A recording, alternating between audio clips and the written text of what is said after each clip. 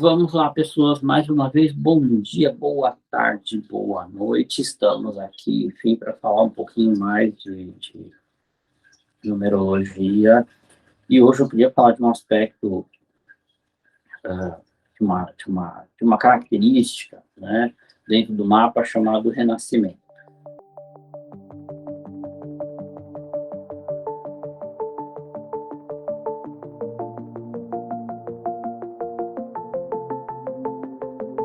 E aí, antes de mais nada, o que é o renascimento? A própria palavra, o próprio termo já diz, né, que é renascer, né? Mas como assim renascer? Né? Claro que tu não vai voltar para dentro do útero da tua mãe, né, e ser parido outra vez, né? Isso é bastante nítido, não dá mais, né? Não tem volta, né? Agora, esse processo de renascer diz respeito a, antes de mais nada, reconfigurar a nossa relação com o mundo, reconfigurar a nossa relação com a vida. Mas entendam, isso não é uma coisa que necessariamente todo mundo, falando em termos de numerologia, tenha dentro do mapa de modo tão claro ou de modo tão escancarado, né? O que ocorre aí, o que acontece, é que a gente tem uma gama de pessoas que vão ter esse efeito. Na verdade, eu entendo que existe o renascimento, que existe o semi-renascimento. E aí, de pessoa a pessoa, isso tem níveis de impacto, né? O renascimento em si tem um efeito mais profundo, o semi-renascimento ele tem um efeito menos impactante, mesmo assim muito significativo, né? E tem pessoas que vão ter mais de um renascimento e vão ter pessoas que vão ter mais de um semi-renascimento no mar. Então, isso precisa ser observado, né, de acordo com o momento que a gente estuda o mapa de cada pessoa e a condição que cada pessoa tem de trazer esse entendimento. Voltando lá para essa coisa do que é o renascimento, a gente pode dizer em termos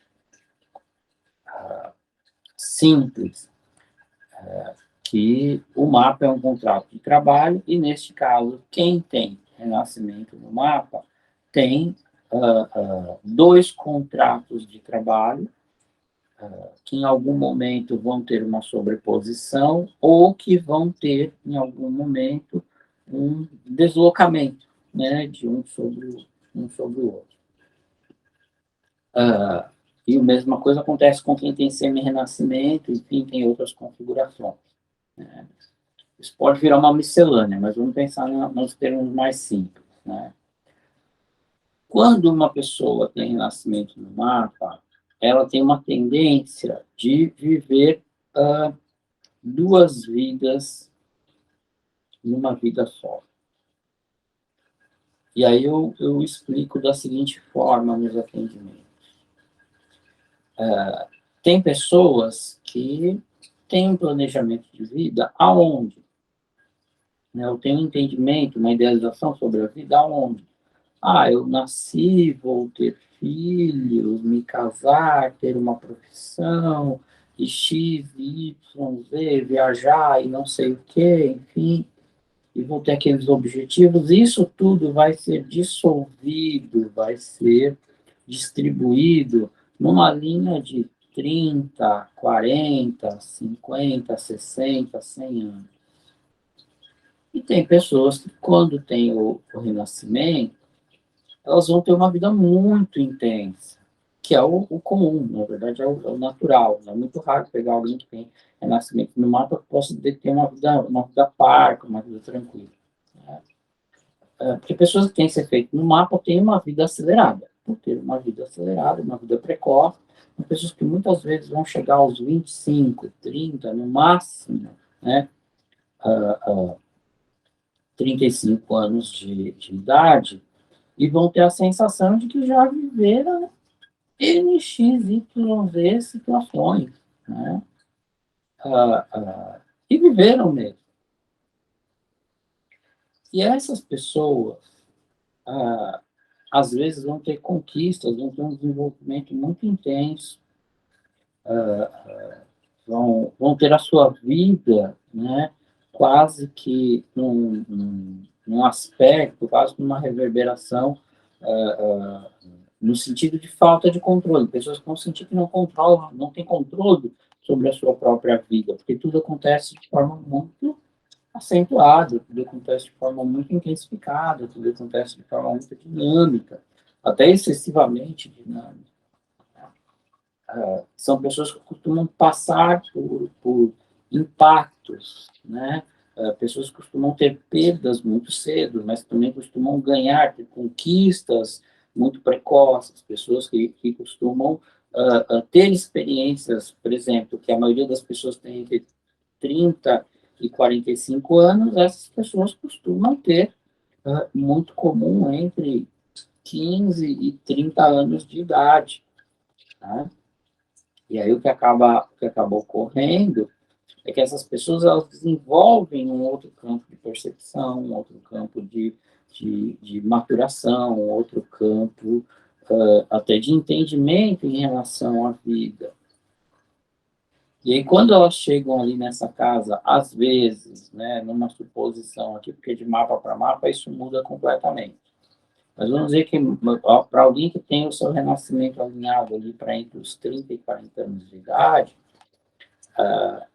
essa pessoa vai chegar já na casa dos 26, 27 anos, já meio com uma situação, né, com uma coisa assim, ai, como a vida está maçante, né?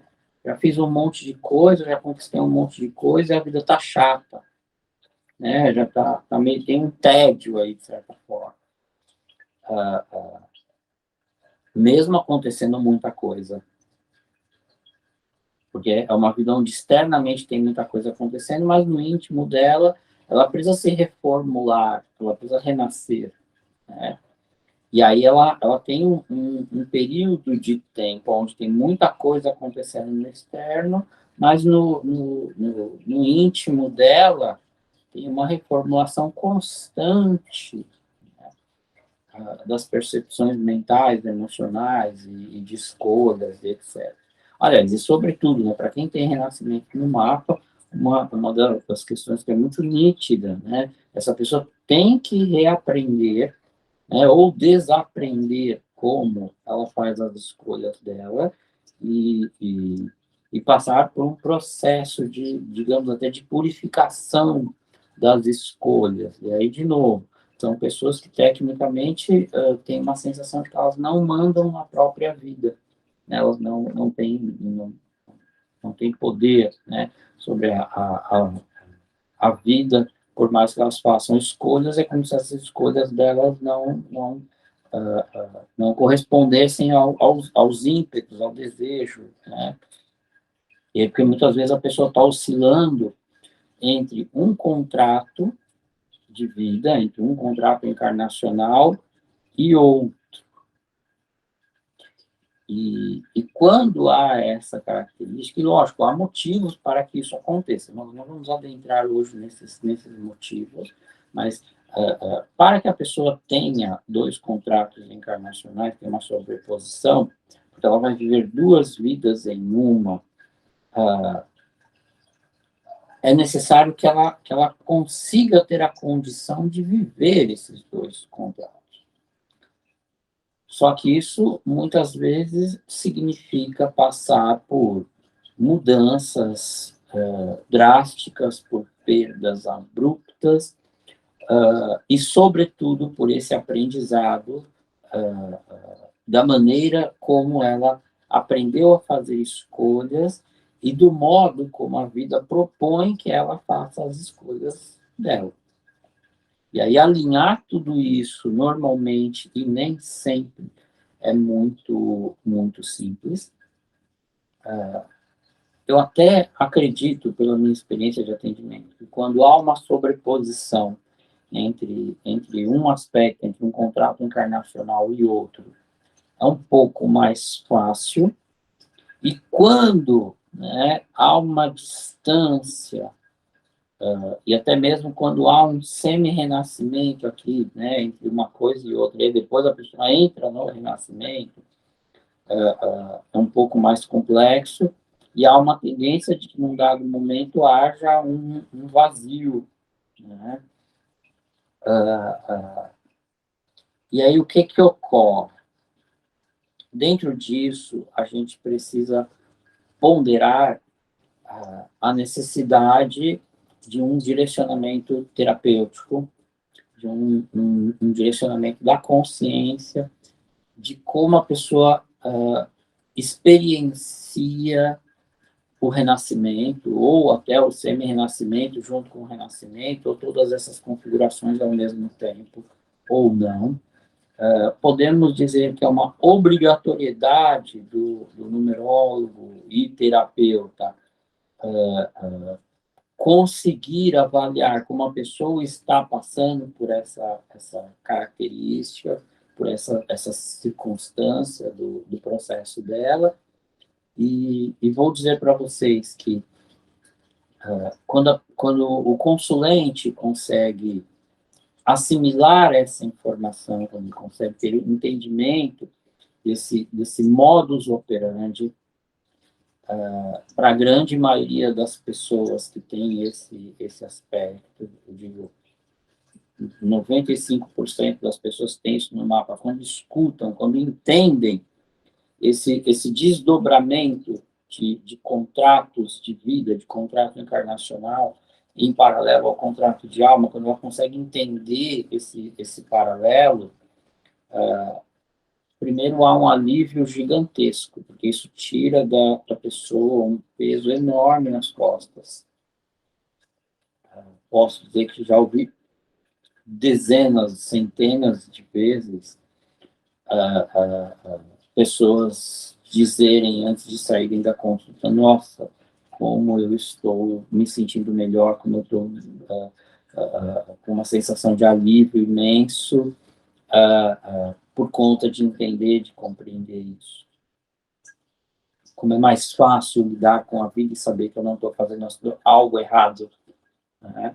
Porque também é um grande questionamento das pessoas que têm renascimento no mapa, independente de elas saberem disso ou não, como as mudanças são muito abruptas, elas se questionam a respeito do que elas estão fazendo, das escolhas que elas fizeram e que agora não estão mais funcionando, e também das possibilidades que elas têm pela frente, mas muitas vezes tendo que passar por perdas ou tendo que abrir mão de questões ou aspectos na vida, porque isso dá um tilt, né? Ter que lidar com esse sentimento de desapego, de perda, ou enfim, seja lá o que for, de reconfiguração da vida, né?